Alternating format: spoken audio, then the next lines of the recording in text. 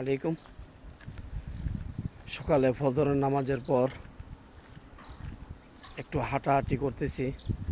সকালের আবহাওয়াটা সত্যি অনেক ভালো। আসলে আমরা মুসলমান, অধিকাংশ লোকই ঘুম থেকে উঠে নামাজ পড়তে চায় না। আল্লাহ যে সবাইকে সঠিক বোঝার তৌফিক দান করুক, দোয়া করি। কারণ আমরা মুসলমান, আমরা বিশ্বাস করি পরকাল আছে, কিয়ামত হাসর হবে। তাই আমরা বিলম্ব না করি, আমরা 5 ওয়াক্ত নামাজ পড়ার চেষ্টা করব। আমরা যদি প্রকৃতপক্ষে আল্লাহ এবং আল্লাহ রাসূলকে ভালোবাসি, তাহলে আল্লাহ এবং রাসূলের ভালোবাসার কারণে আজ থেকে তওবা করে নামাজ পড়া শুরু করে।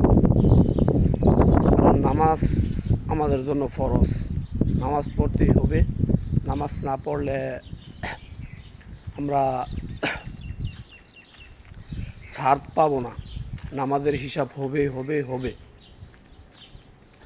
আজকে আমাদের সমাজে নামাজ প্রচলিত নাই বিদায় আজকে আমাদের সমাজে বিভিন্ন ধরনের অকারেন্স হচ্ছে, জিনা হচ্ছে,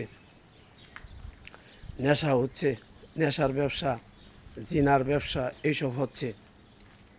আসেন আমরা সবাই খুব তাড়াতাড়ি যতটুকু সম্ভব 5 ওয়াক্ত নামাজ পড়ার চেষ্টা করি এবং সবাইকে নামাজের দাওয়াত দেওয়ার চেষ্টা করি, ইসলামে আনার জন্য চেষ্টা করি। কারণ ভাই এই দুনিয়া তো কয়েকদিনের, বেশি দিন না। এই 50 বছর, 60 বছর, 70 বছর, 80 বছর, সর্বোচ্চ গেলে 100 বছর। 100 বছরের এই জিন্দিগি নিয়ে আপনি যদি জান্নাতের যে বন্দিগিটা এটা যদি না পান তাহলে লাভ কি? কারণ হাদিসের মধ্যে বলছে দুনিয়া হলো